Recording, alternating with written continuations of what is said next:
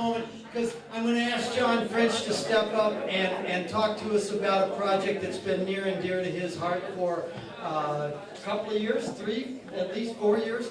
And so I'm going to turn it over to John French.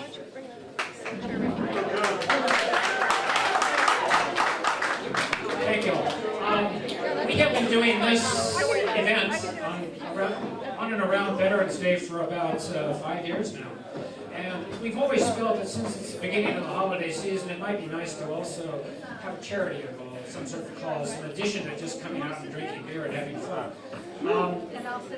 First couple of years, it was a food bank, and everyone brought in food, and that worked very well, but it was a logistical problem when we had to take it home. But in recent years, the band has been very nice and has taken sort of a cause that I've had for a couple of years in their hearts also. And I'd just like to present it. And the key thing is here, I also want, we've done it for, this will be the 3rd year for this particular organization. And I'd like to show you some slides of where the money went from previous times, which is kind of fun in a charity to see actually where your money goes. It's a school in India, in a very remote part of India called, it's the state of Arunachal Pradesh. Oops. As soon as I get things under control, there it is. And it's in a very remote part of India. It's a school for orphans and for children from families that are too poor to support them. It's in a very remote part of India, which is this sort of appendage of India that is way up in the northeast.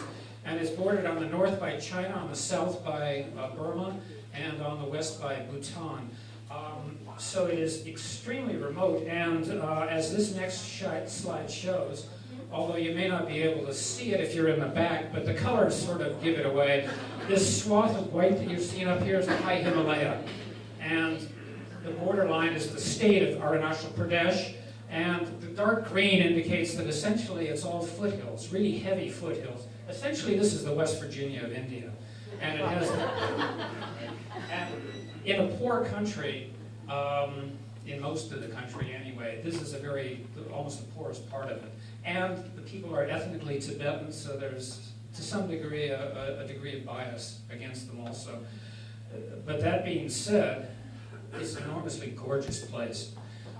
This is the view from the school.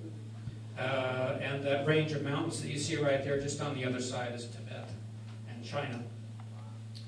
And culturally, it's a very rich place also. This is the town that's about 2 hours away from the school. This is a Buddhist monastery, and if I'm correct, it's the largest Buddhist monastery outside of Lhasa in Tibet. And just gorgeous. And I think that's my amp again. Can you go switch it off? Thanks. It fit the song, it doesn't fit here very well. The colors and the sky and the beauty of the surroundings there are really astonishing. Here, that is part of the monastery. In the upper part, some monks working on artwork, and on the lower right is our children from our school.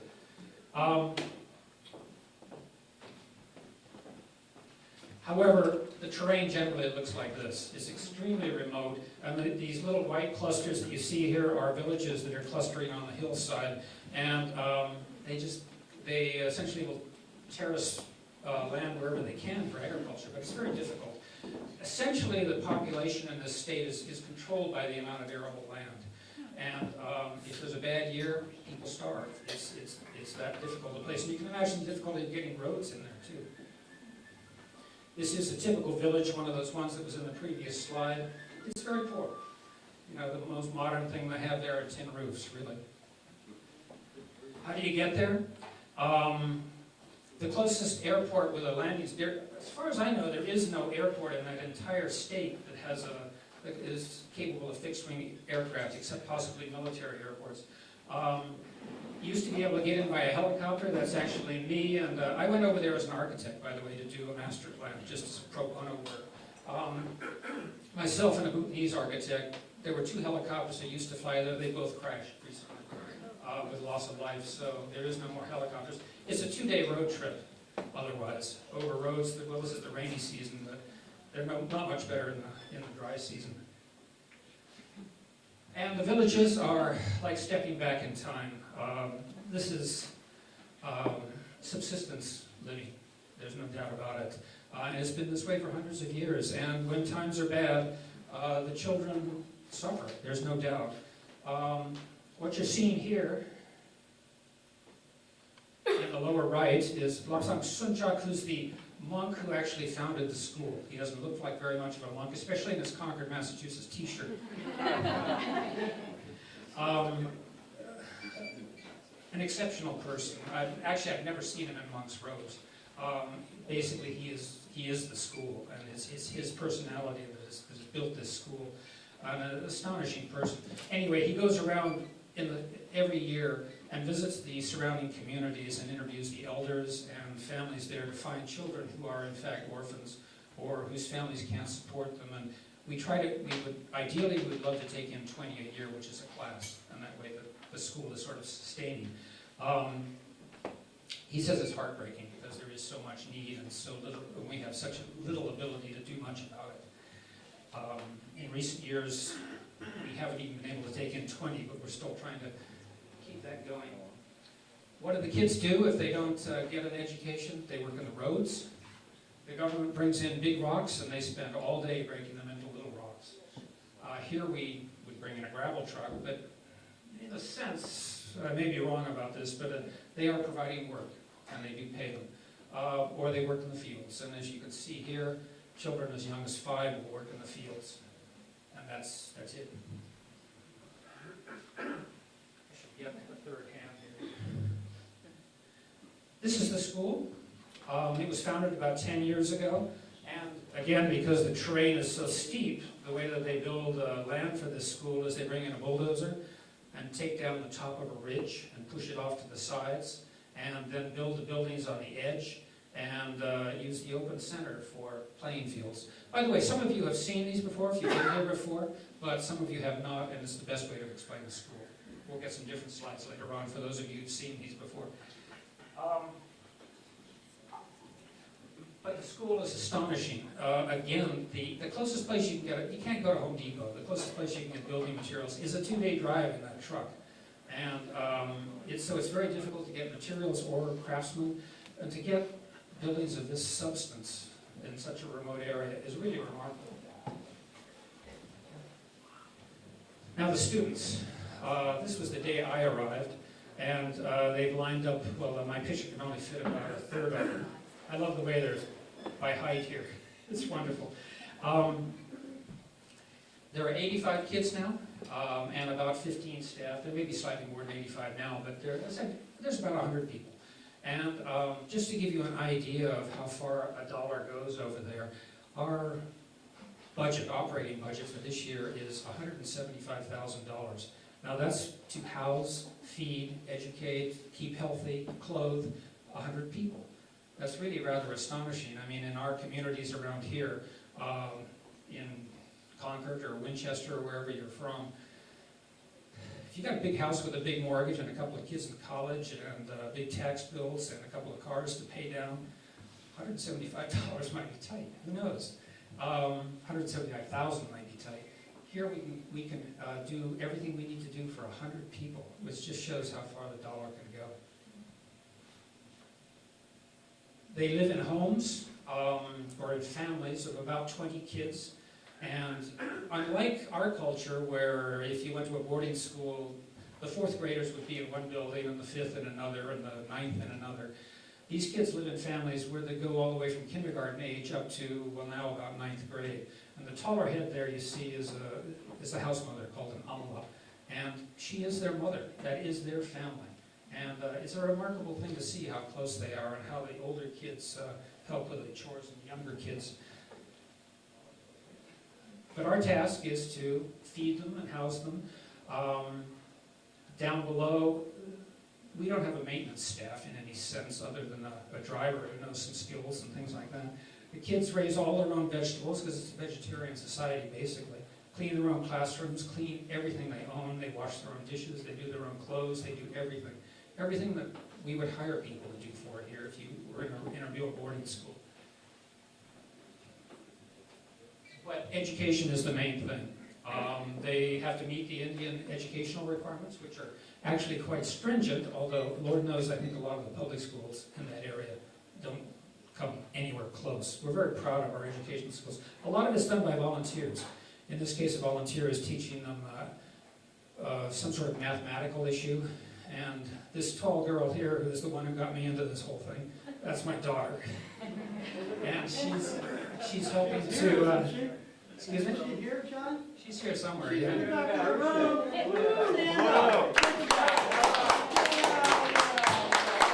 I think she's hiding. Our children get us into more things. That's true. She's actually putting together props for a play. Anyway, so why do we do this? Why am I up here talking? Well, as I say every year, we just do a charity thing, and it's a lot of fun. And but what I want to do is to show you essentially what this has been going on for 2 years now. So for 2 years, we've raised money and things like this, and I want to show you where that money goes. There are some wonderful, large charities around. Absolutely great charities like Oxfam or Save the Children or CARE or whatever. But we all write checks to them, and then we never know what happened. I'm sure it was good, but we don't quite know. So in this case, I can actually show you. And again, for those of you who were here last year, I want to show what both years have done. This right here is what happened the first year, which was 2 years ago. We raised enough money to buy a solar electric fence. The reason for that is this guy right here. It's India, and these guys are essentially wild. Domesticated, I suppose. They're very meek and charming, but they're a problem. They love gardens. And so we thought about barbed wire, but that's not very child-friendly. And we thought about an electric fence, which was a great idea, a normal one, but unfortunately they only get power about 3 or 4 hours a day. So that's a problem. And these guys aren't stupid. If the fence doesn't stop them, they'll keep pushing. We found these really cool electric fences. So the money that was raised here 2 years ago went to buy those electric fences and has helped the gardening in this area just immensely. It worked very well.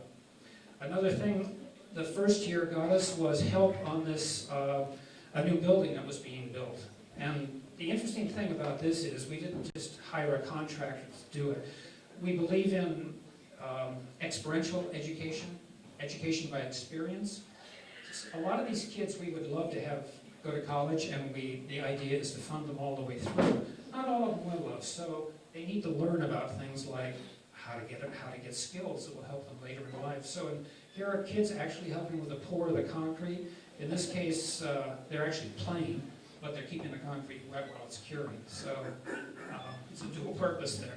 But they get great skills out of that. It works very well. Now, this year, it's kind of cool. This thing actually fascinated me. We built a new oven. There was no oven. There were open hearths for cooking, but we built a new oven. The kids up here are making fire bricks out of clay. The staff basically built a podium out of the local stone, and the fire bricks are on top. Then they built a dome of sand, just loose sand, although it's wet, obviously. Put paper on it, and then put 6 to 8 inches of clay over the top. Reinforced with wood fibers and straw. And lo and behold, you get a pretty cool oven. I think, who is it? Who has the wood-burning ovens? I think it would work. Here's one of our students actually starting it up, and we celebrated with cookies on the first cook. It worked very well, but I thought the whole idea was really pretty cool. And another one that, now this is the oven, and this particular issue was done with last year's money, in part. We went into a big study about, all right, I need help on this. Jerry, how do you pronounce it? Quinoa. Quinoa, thank you. And it's a grain that's actually becoming quite popular here also. Turns out it actually originates in the Andes, in an area that, in terms of height and climate, is very similar to this. So we're trying to raise it over there. So here are some trial plots that were set out. It's growing right now. We don't know what the results are going to be, but the kids actually studied the whole subject. They went online. We actually have satellite communications, so they went online and studied the whole thing, and it became a whole project for them. How do you raise quinoa? And then we also started a vermiculture, basically composting, which also want to help a lot. The interesting thing in my mind in this picture is these people that are gathered around here. These are not students. These are the local community, the people from the local communities. And it would be great if the school can start projects like this that then can spread out and help the local community in addition to the students. So that's our hope. And I just tossed this one in because Winchester Rotary was nice enough to donate a couple of microscopes. As the kids get older, unfortunately the older grades need more and more sophisticated educational equipment, and Winchester Rotary was great about donating those. So if anyone's here from the Rotary, thank you. I am, thank you. But education is the thing, and when I went there, it was just astonishing to see how excited these kids were to learn. The intensity of learning there is really pretty special. And here, for example, is a teacher that's taken a whole class on a field trip to the local monastery to see the amazing murals that are on the wall there. And this picture's worth 1,000 words. I mean, we would all like our kids to experience education with that kind of look on their face, I think. So that's the story of Jhamtse Gatsal. This was the day I left, and for those of you who can see, this is maybe a third of the population, but there's a lot of smiles in those faces. It's pretty neat. It's a school that, however, struggles, and therefore we're doing everything we can from here to keep it going. The actual organization that keeps it going, Jhamtse International, is in Acton, Mass., which is how I got involved, because when my daughter called me up and said, "Hey, Dad, they need a master planner in India," I thought, well, that's quite a ways away.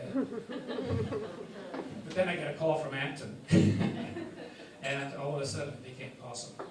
But anyway, we've been doing this, and the way we do it is just to take a bag that is a local bag made by the local people, and we just pass it around. And if you can put something in it, we would sure appreciate it.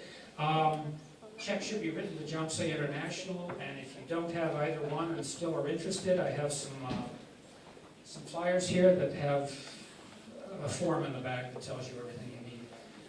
And if you want receipts, we're happy to do that too. Here's a clipboard with a form you just fill out, and we'll give you a receipt for anything you get. So thank you very much. We love to do this every year. And